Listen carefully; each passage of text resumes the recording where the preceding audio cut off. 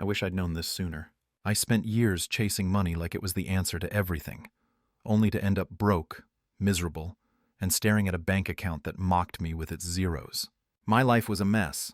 Credit card debt piling up, nights spent scrolling job boards for quick cash, and a sinking feeling that I'd never get ahead. Then I stumbled across The Psychology of Money by Morgan Housel, and it hit me like a freight train. I wasn't just bad with money, I was completely wrong about what money even meant. Housel writes, "Money is not just a tool, it's a reflection of how you think, behave, and make choices." That line stopped me cold. It wasn't my bank balance that was broken, it was my mindset. Let me take you back to 2019. I was 25, fresh out of college, and thought I had it all figured out. I landed a decent job, pulling in $45,000 a year, which felt like a fortune at the time. I was living in a cramped apartment, eating instant noodles to save money, but somehow, I was always broke by the end of the month. I'd splurge on things I didn't need, a $200 pair of sneakers, a new phone I couldn't afford, dinners out to impress people I barely liked.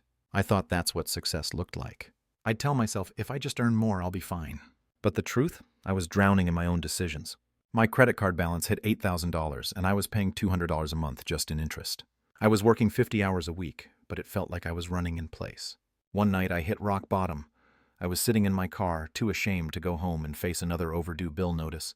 I'd just gotten rejected for a promotion I thought would fix everything. I felt like a failure. That's when a friend recommended The Psychology of Money. At first, I rolled my eyes. Another self-help book? But desperation makes you open to anything. Housel's words cut deep. You don't need to be a genius to be good with money. You just need to behave better than most people. That hit me hard. I wasn't behaving better. I was behaving like an idiot.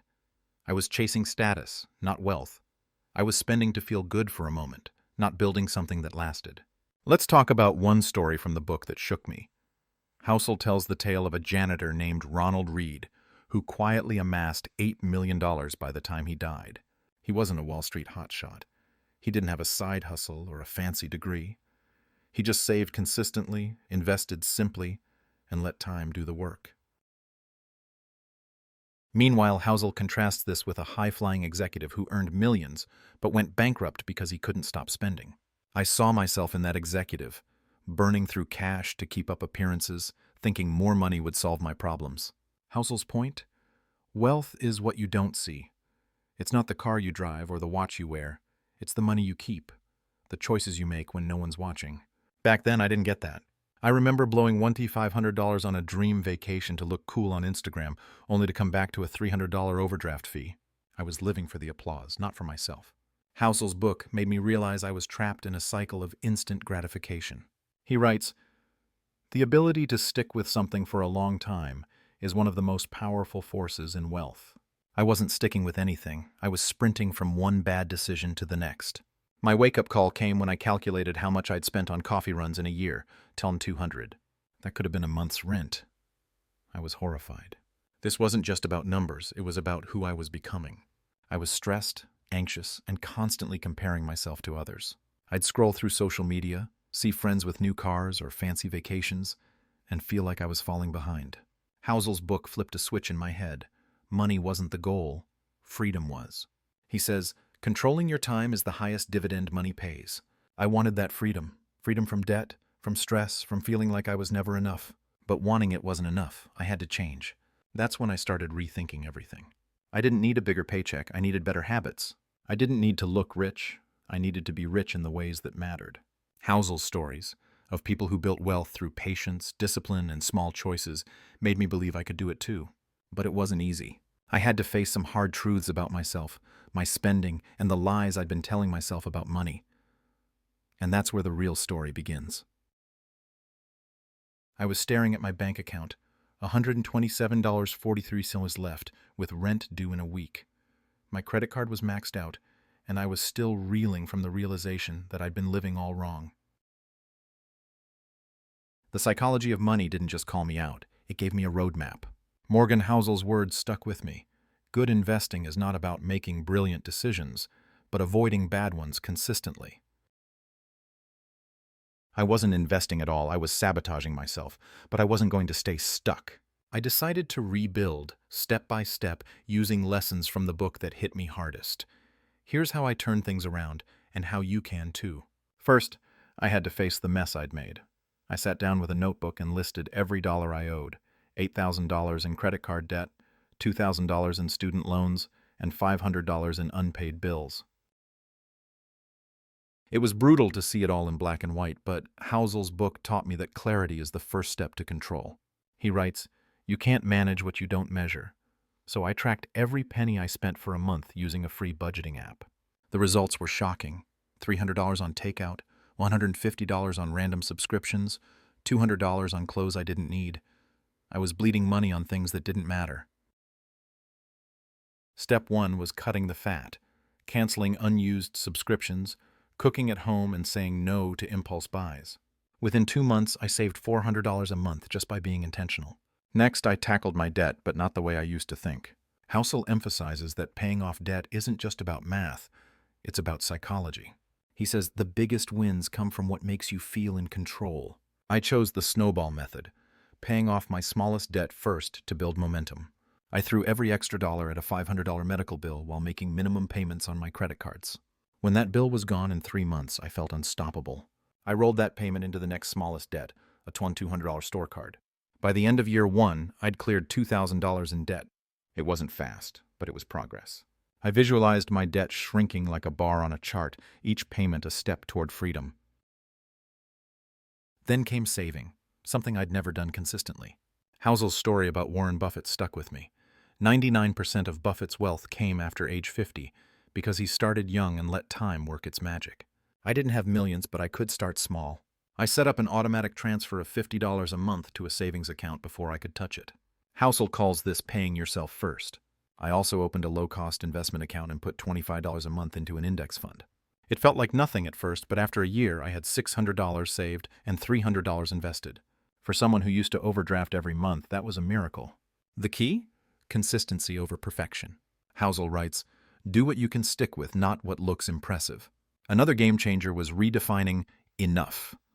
I used to think I needed a flashy car or a bigger apartment to feel successful. Housel's book flipped that on its head.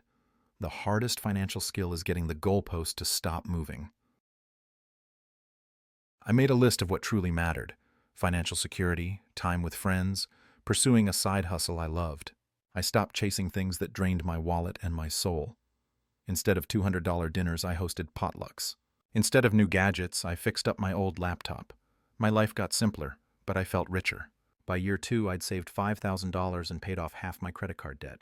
I wasn't rich, but I was free from the constant panic of living paycheck to paycheck. Finally, I built a safety net.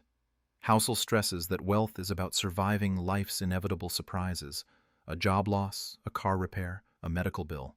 He says the ability to do what you want, when you want, for as long as you want, is priceless.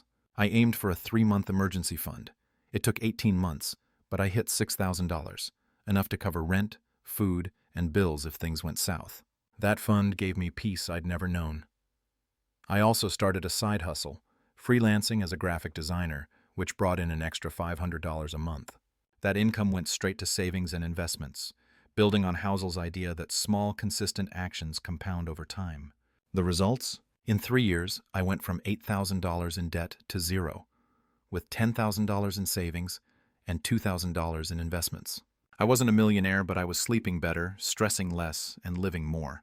My relationships improved because I wasn't dodging calls from creditors.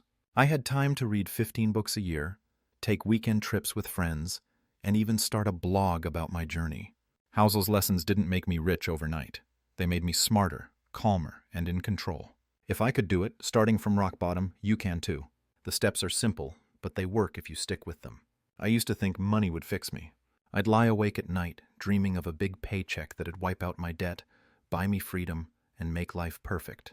But after reading The Psychology of Money, I learned that money doesn't change you. Your choices do. Morgan Housel's words still ring in my ears. The highest form of wealth is the ability to wake up and say, "What am I going to do today?" I'm not a millionaire, but I'm closer to that freedom than I ever thought possible. I went from drowning in $8,000 of debt to building a $10,000 safety net, all because I stopped chasing quick fixes and started making intentional moves. Now it's your turn. You don't need a fancy degree or a six-figure salary, you just need to act. This isn't about perfection, it's about progress. Start today right now with one small step. Open your banking app and check your last 30 days of spending. How much went to things you didn't need? $100 on late-night food deliveries? $50 on subscriptions you forgot about? That's your starting point. Cut one thing, just one, and redirect that money to a savings account or a debt payment. Housel's book taught me that small wins stack up. My first win was canceling a $10 streaming service I barely used. It felt tiny, but it was proof I could take control. What's your $10 win? Find it and don't look back. Don't wait for someday to get serious about money. I wasted years thinking I'd figure it out when I earned more or life got easier.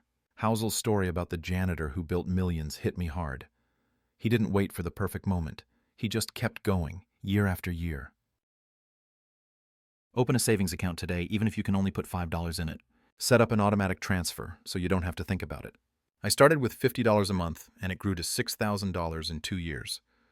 That's the power of starting small and sticking with it. If you're in debt, pick your smallest balance and throw everything at it.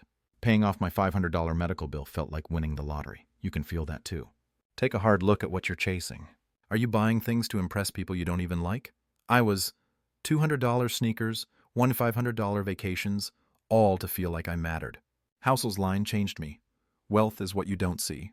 Stop moving the goalpost. Write down what you want: freedom, travel, peace of mind, and let that guide your choices. I swapped fancy dinners for game nights with friends, and I've never been happier. Say no to one expense this week that doesn't align with your goals. Use that money to invest in your future, whether it's a course, a side hustle, or an index fund. I put $25 a month into investments, and it's already grown to $2,000. Life's unpredictable, and that's why you need a plan. Housel says, the best financial plan is one that lets you sleep at night. Build your safety net. 1 month's expenses, then 3, then 6. My $6,000 emergency fund saved me when my car broke down last year. Without it, I'd be back in debt.